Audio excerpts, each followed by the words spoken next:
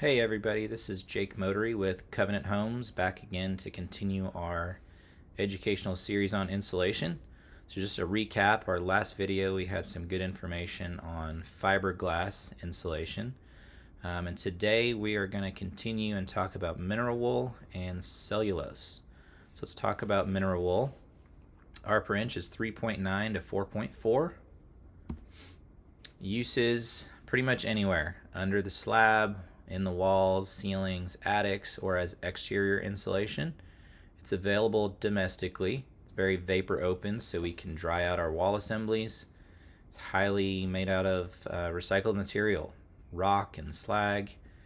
The disadvantage is we have health concerns if formaldehyde is used as the bonding agent in the material. Installation types, you can actually loose fill this in walls, put the hole near the top, and essentially you're just using gravity to fill up the cavity. And once it's full, it's full. You don't have to dense pack this material like you do others.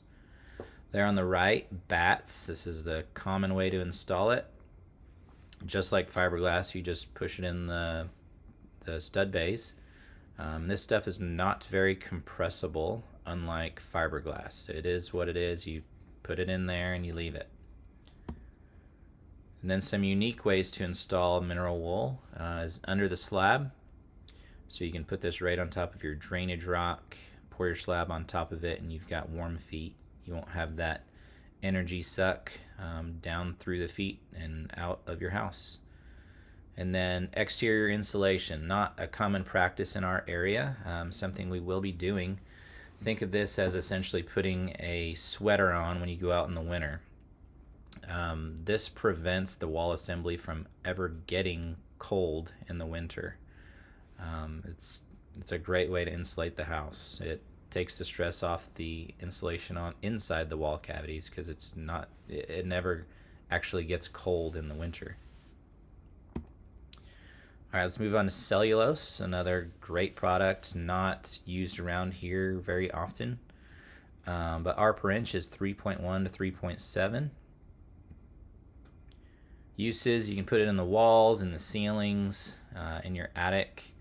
It is made domestically. It is vapor open, so again, we can dry out the wall cavity. All it is recycled paper, newspaper, regular paper. The disadvantages are we are concerned about settling, especially in the loose fill installation type. So let's look at those. Installation type, like I just mentioned, loose fill above your ceiling. That does settle out over time, so we do need to keep an eye on that and make sure that the depth of fill is what we need it to be. And then by far the most popular way to install this is dense packing it in the walls. It does a wonderful job getting into all the nooks and crannies in these stud bays. Just have to put a net up just like we've been talking about, put your port in there and blow it in to a specified density.